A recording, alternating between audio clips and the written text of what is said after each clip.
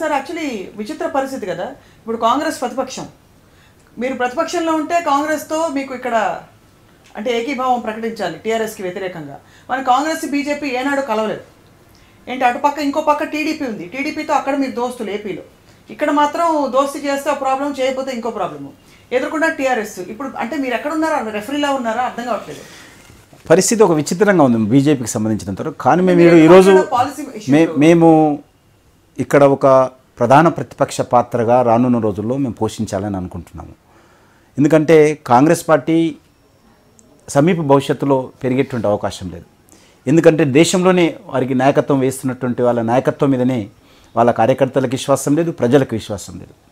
కాబట్టి కాంగ్రెస్ రోజు రోజుకు మీరు చూస్తూ ఉన్నారు. ఇటీవల జరిగినటువంటి 2014 పార్లమెంట్ ఎన్నికల తర్వాత కూడా అన్ని రాష్ట్రాల్లో మహారాష్ట్ర, హర్యానా, జార్ఖండ్, జమ్మూ కాశ్మీరు, లేకపోతే అనేక రాష్ట్రాల్లో, అస్సాం, అన్ని రాష్ట్రాల్లో పోతున్నారు.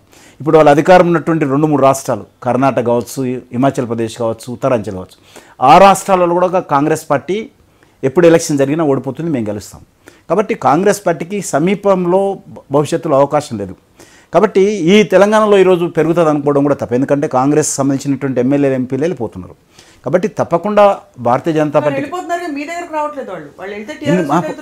అధికార పార్టీ ఈరోజు అట్రాక్ట్ చేస్తుంది అట్లా అందరినీ, మమ్మల్ని తప్ప. మమ్మల్ని పిలువరు, మేము పిలిచిన పోము. వాళ్ళకి తెలుసు ఆ విషయం.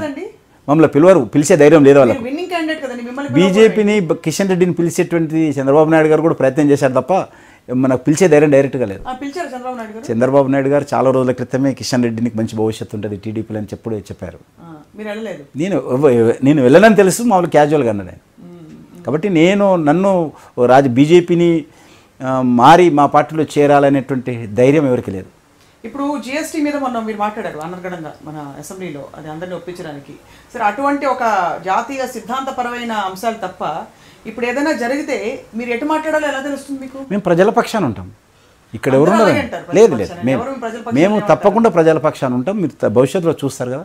ఎందుకంటే ఇక్కడ ఒక కొత్త రాష్ట్రము, ఒక కొత్త ప్రభుత్వము.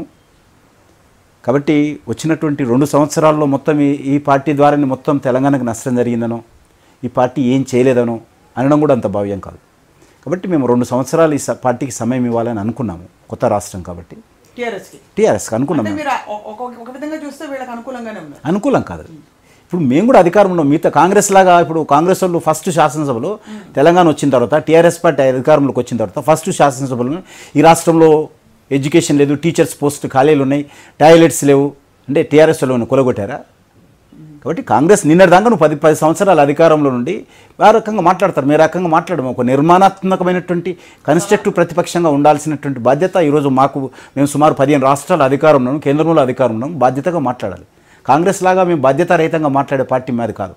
అక్కడ చంద్రబాబు నాయుడు గారు అధికారంలో ఉన్నారు, అక్కడ ఆయన ఎంత చేస్తున్నాడో తెలుసు. ఇక్కడ టీడీపీ పార్టీ వాళ్ళు ఇష్టం ఏం చేయొచ్చు అందరికి తెలుసు కాబట్టి అంటున్నాను. మీరు కూడా టీవీలో చూస్తారు, అక్కడ టీవీ ఇక్కడ టీవీ ఒకటే కాబట్టి అన్ని టీవీలలో చూస్తూ ఉంటాం. ఇప్పుడు అది నేను మా కామెంట్ చేయడం కూడా సమంజసం. ఇక్కడ కూడా ఏదైతే ప్రజలు అనుకున్నంతగా ప్రజల ఆకాంక్షలకు అనుగుణంగా ఈ ప్రభుత్వం పనిచేయడం లేదు. ఈ ప్రభుత్వం మాటలు మాత్రమే పరిమితమైంది, చేతలు లేవు.